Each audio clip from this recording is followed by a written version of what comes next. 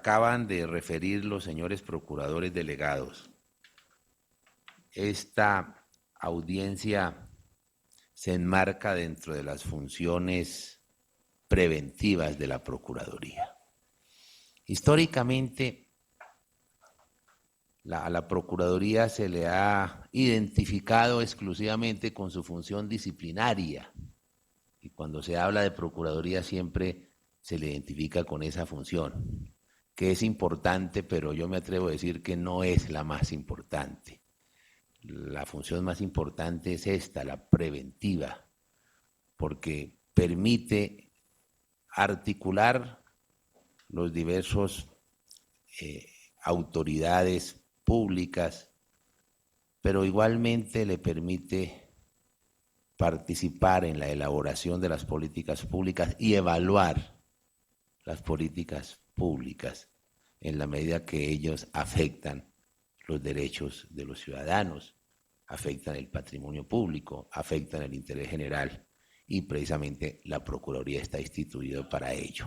Es precisamente entonces en ese marco funcional que hemos convocado, como en muchas otras materias, esta audiencia pública. Permítaseme entonces hacer algunas reflexiones en el acto de instalación, donde expresan preocupaciones que tiene el Ministerio Público en este tema y expresan igualmente las necesarias acciones y los necesarios escenarios de armónica colaboración que le competen a la Procuraduría.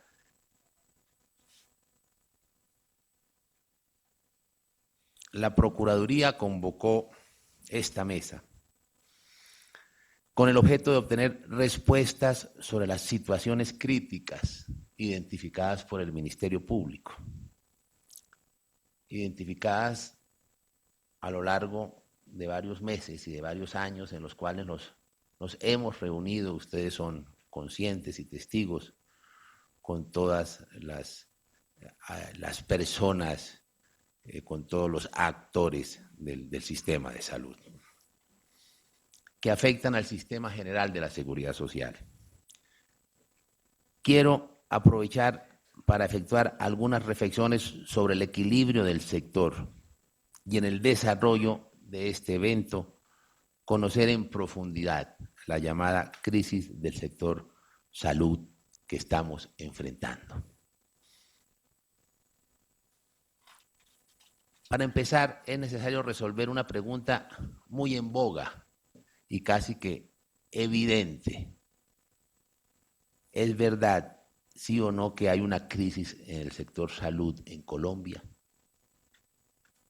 El primer factor para determinar si tenemos una crisis en el sector corresponde a establecer si los ciudadanos de la patria están siendo bien atendidos y obtienen respuesta oportuna en sus necesidades de atención en salud o en las actividades preventivas que mitiguen el riesgo de salud. Es justo reconocer que el sistema de salud actual tiene algunas virtudes demostradas ampliamente por las estadísticas en cobertura de servicios y oportunidad. Pero debe también reconocerse que existen hechos y miles de quejas que demuestran que un modelo conceptualmente defendible enfrenta realidades prácticas y perversidades del mercado que distorsionan los resultados y complican la realidad, debido, entre otros factores, a la falta de acceso efectivo, a las deficiencias en calidad y oportunidad de los servicios, así como el no pago de los mismos entre los actores del sistema. En materia de atención, es claro que todas las estadísticas nos muestran un aumento considerable de solicitudes de atención en salud, por parte de los habitantes del territorio. Aquí cabe preguntarse si dicho incremento en los servicios corresponde a una población que ya reconoce sus posibilidades de acceso al derecho fundamental en salud, producto quizá de los efectos sociológicos de la promulgación de la ley estatutaria de salud, o se debe a otros factores que pueden incluir debilidades en la promoción y prevención en salud o a actividades irregulares de algunos prestadores induciendo la demanda. Un sistema diseñado normativamente para ser fundamentalmente preventivo terminó convirtiéndose en modelo de atención eminentemente reactivo, con las obvias consecuencias en costos, efectividad y, por supuesto, en el bienestar de la población. Debe entonces evaluarse el modelo preventivo desde el enfoque práctico y no meramente conceptual y teórico. En este primer aspecto es evidente que el sistema sí está en crisis, por cuanto no se logran los resultados esperados para una inversión cuantiosa y dispersa en materia de prevención y gestión del riesgo en salud. El incremento en solicitudes de servicios de salud no ha tenido una respuesta adecuada por parte de la oferta institucional. Es una realidad. Los pacientes se encuentran ante barreras de accesos que se manifiestan con la ausencia de redes de servicios adecuadamente contratadas por parte de las aseguradoras o en la demora de su remisión a complejidades superiores, con las consecuencias lógicas en complicaciones de su salud y el riesgo de morir. La Procuraduría General de la Nación, la Defensoría del Pueblo, la Superintendencia de Salud dedican buena parte de su actividad cotidiana a resolver dificultades en el acceso a servicios y en convertirse en asesores y tramitadores de autorizaciones para salvar vidas. Un sistema que tiene que recurrir permanentemente a la presencia activa de los órganos de control para obtener el más mínimo de los servicios, evidentemente está en crisis. ¿Cuántas personas recibimos diariamente, Diana?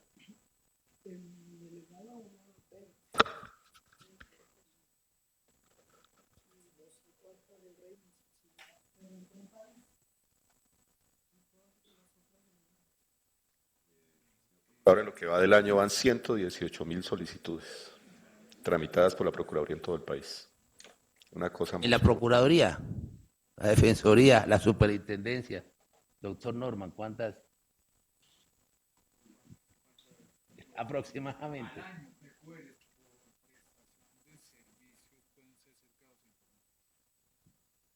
Cerca de 500.000, tal vez un poco más. El problema no se soluciona destinando más procuradores delegados o abogados gestores o superintendentes o defensores para resolver los problemas de atención de salud, sino buscar la forma de garantizar acceso y oportunidad. Con la sola solicitud del paciente o la gestión proactiva, responsabilidad del asegurador en representación de su afiliado. Como ejemplo, fuera de los que ya acaban de referir,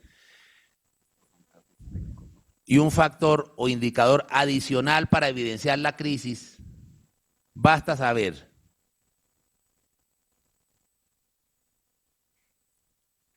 la Procuraduría en tan solo los últimos meses ha recibido más de 9.000 solicitudes críticas, solamente los casos críticos, 9.000 solicitudes críticas de acompañamiento por dificultades del sector salud.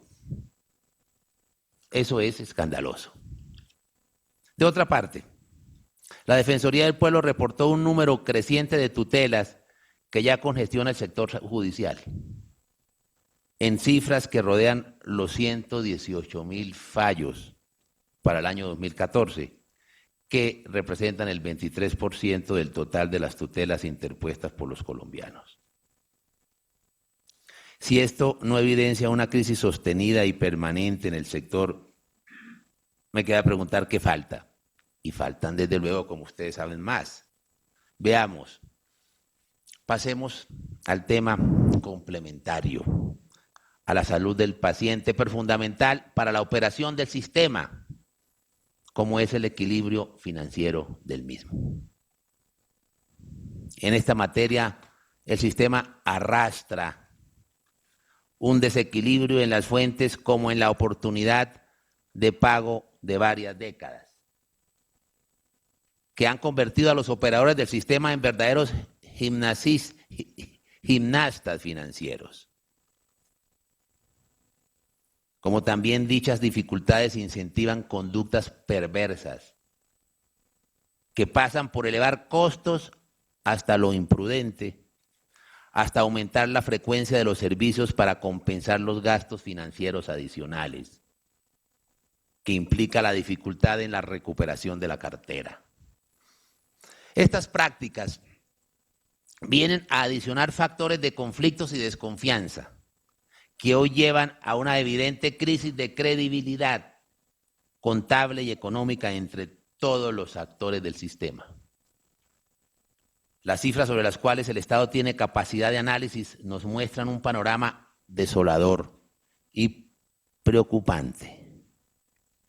Sea cual sea la fuente incluso de los valores más conservadores y optimistas, ya su mera aproximación genera inquietud.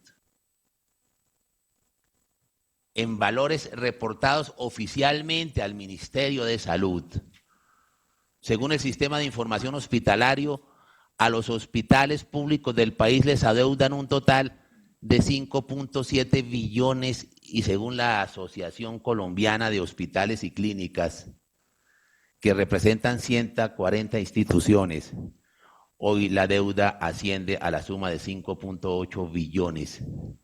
Como vemos, las cifras son astronómicas y deberían preocupar a cualquier administrador público.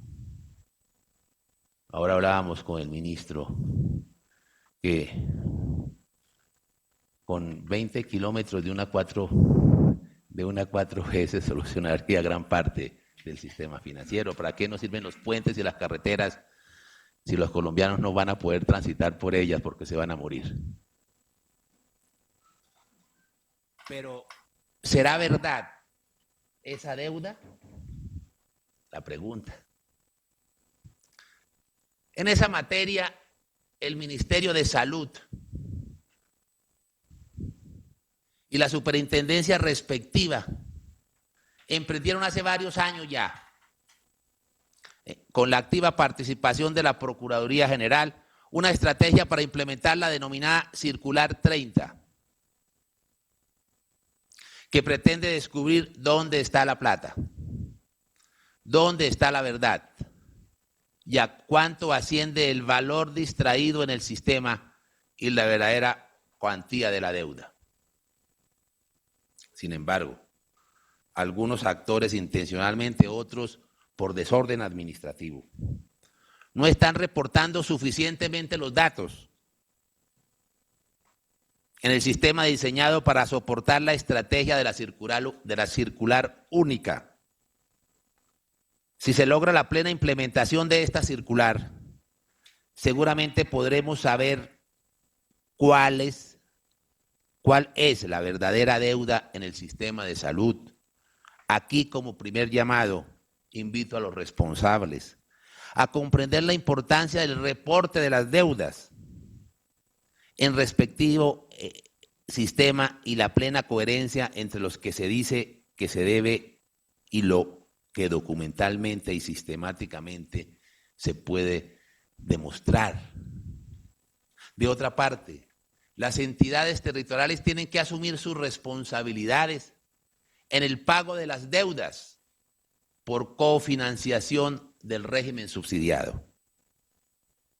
Aquí la responsabilidad fiscal y disciplinaria de las entidades territoriales es evidente.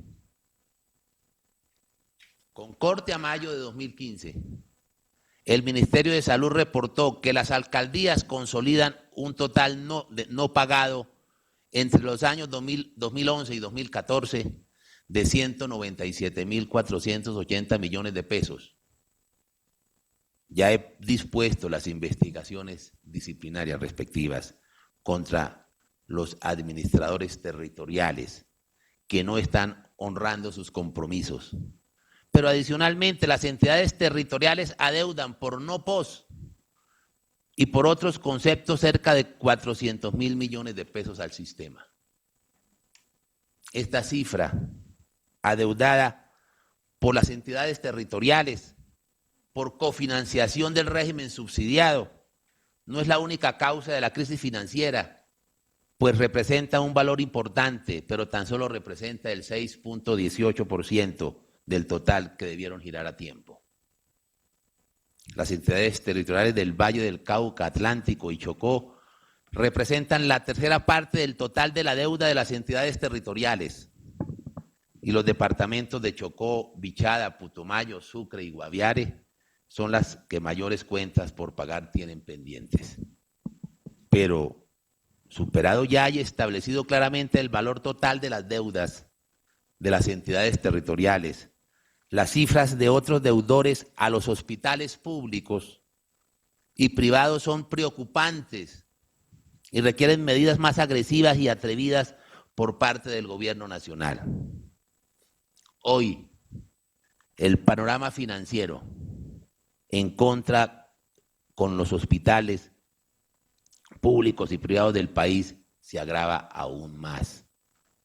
Con la ya iniciada liquidación de Saludcop, como con la anunciada liquidación de Caprecom. Veamos cada uno de los dos casos.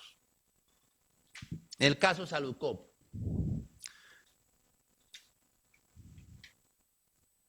me sorprende que luego de una intervención estatal de más de 4 años, con diferentes figuras jurídicas, hoy el gobierno admite el fracaso del proceso de intervención administrativa.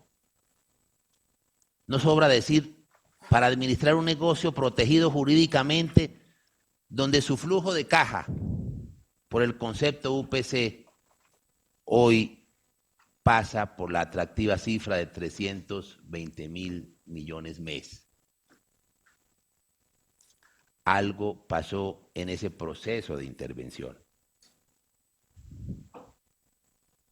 que amerita cuidadosa investigación, de la cual muchos de los aquí presentes queremos respuestas y claridades. Aquí vale la pena recordar a los socios vulnerables del Saludcop inicial, los múltiples socios cooperativos que vieron cómo su empresa era expropiada con hábiles figuras jurídicas desarrolladas por el doctor Palacino y luego por decisiones administrativas desde la intervención. Me permito recordar que en materia de investigaciones relacionadas con Saludcop, la entidad que presido ya ha sancionado en varias ocasiones a directivos de dicha entidad. Desde hace 3 años están en firme 2 sanciones contra el doctor Palacino y la junta directiva de Saludcop, donde se le impusieron las máximas sanciones que permite el Código Único Disciplinario.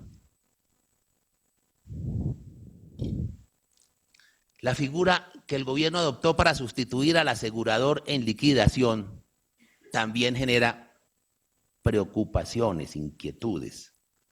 La reglamentación recientemente expedida, que permite utilizar recursos del FOSIGA para los fines hoy vistos, que capitalizan o compran acciones de una empresa de origen privado, merecen una juiciosa revisión legal y constitucional. que hoy un equipo de la Procuraduría de Asuntos Administrativos y Constitucionales está evaluando. Surgen preguntas que hoy inquietan al ciudadano medianamente informado. Por ejemplo, los 200.000 millones de pesos del FOSIGA, de los 211.000 existentes, que hoy permitieron capitalizar y comprar acciones de Café Salud, no habrían ayudado mucho para aliviar en algo la deuda de Caprecon con los hospitales públicos y privados. Quedan muchas preguntas que en el escenario de hoy es menester profundizar.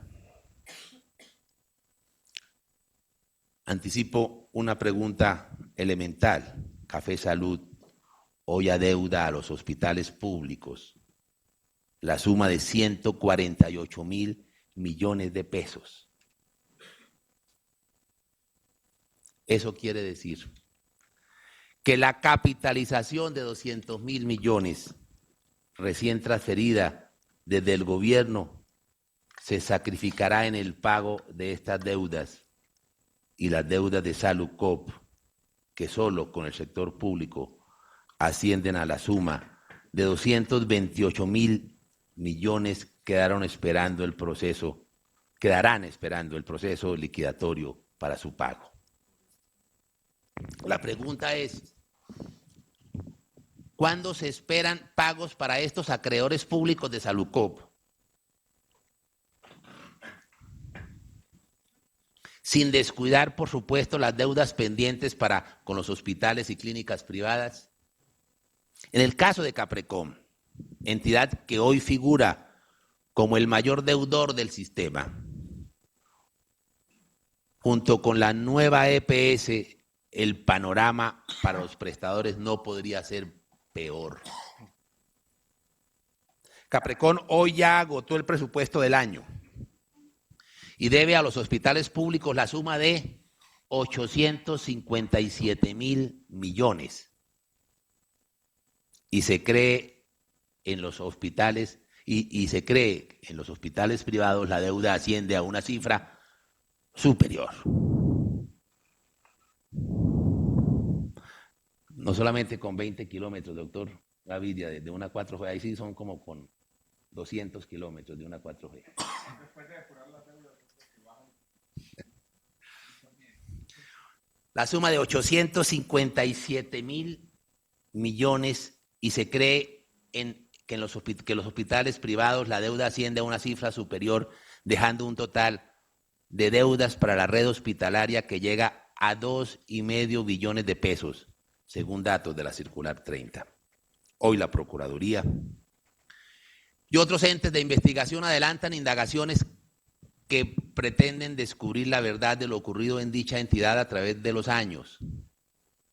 Existe un cuestionado informe forense que, a pesar de las dudas que genera, permite deducir y construir indicios que muestran la gravedad de los hechos y las actuaciones de algunos funcionarios públicos en dicha entidad. Ya frente a la anunciada liquidación, no parece responsable anunciar un proceso de tanta trascendencia sin tener todos los elementos de prestación de servicios y financieros a la mano. Dichos anuncios ponen en riesgo la salud de los clientes o pacientes afiliados a Caprecon. Basta contarles, en esta realidad, viendo como cada día, a toda hora, la Superintendencia de Salud, la Defensoría y la Procuraduría recuerdan a los prestadores de servicios que, a pesar de la evidente demora que tendrán en los pagos de los mismos, seguramente un par de años, tienen el deber legal de atender los eventos en salud que esta población requiere. Hoy creería que los pacientes de Caprecon están en alto riesgo, como ya lo advertimos. Y aquí sí quiero señalar que los responsables de su atención y los que hayan generado estos riesgos deberán atender sus responsabilidades cuando corresponda. Al decretarse la liquidación, el régimen legal aplicable a dicho proceso no permite un pronto pago a los acreedores, lo que dejará al país con un recurso faltante en el sistema de 2,5 billones de pesos, según datos de la Circular 30, como cifra probable de la deuda acumulada de la entidad. Es decir, señores prestadores de servicios de salud, con esta liquidación, prepárense para un déficit en recursos muy preocupante que permita solventar esa deuda. Serán seguramente decenas de meses sin tener un solo peso de la gran deuda de Caprecom. En el proceso de liquidación, que se anunció soportado, entre otras cosas, en el trámite de un crédito por 500.000 millones de pesos, cifra ínfima, que no responde a las deudas de la entidad. Se afirma que con la venta de activos se cubrirá el valor restante de la deuda. Esto es 3, 4 o 5 años después. De otra parte, preocupa a la Procuraduría que en todos los informes de cartera de las diversas fuentes aparece la nueva EPS como una de las más importantes y gran deudora del régimen contributivo. Sin embargo, en la anunciada liquidación de Caprecom se propone que un número importante de afiliados de la empresa en liquidación pasara a dicha entidad deficitaria. ¿Qué significa eso? ¿Vamos a llevar a la nueva EPS al caos o vamos a trasladar a la ineficiencia estatal de un bolsillo a otro también roto? Preocupa a la Procuraduría que los valores adicionales de UPC que ingresarían a la nueva EPS producto del traslado de pacientes de Caprecom solo sirvan como un ejercicio de jineteo financiero temporal que nos anticipe una nueva y más contundente quiebra en el sector. Finalmente, hay derechos fundamentales reiterados en la reciente ley estatutaria que con dichos procesos liquidatorios se podrían estar vulnerando. Me refiero al derecho de libre elección de la EPS inherente a los pacientes y ciudadanos y principio fundante del sistema de salud. No veo como un pacífico transcurrir legal que los pacientes sean orientados por mandato administrativo liquidatorio como si su voluntad estuviera cercenada o limitada. Para terminar, si esto que estamos viendo no es una crisis, quisiera preguntar entonces, ¿cuál escenario más atroz, confuso y deficitario debemos esperar para entendernos intelectualmente en situación de crisis? ¿Tendríamos que traer sofistas para construir una crisis o simplemente observar y apreciar la verdad tan contundente como ella es? O más simple, esperar más quiebras de EPS y hospitales con pacientes sin servicio y trabajadores sin empleo. Esperamos que en estas mesas de trabajo logremos avisorar una reforma o solución estructural desde todo el Estado junto, con la presencia activa de la rama legislativa, del gobierno y de los órganos de control y vigilancia.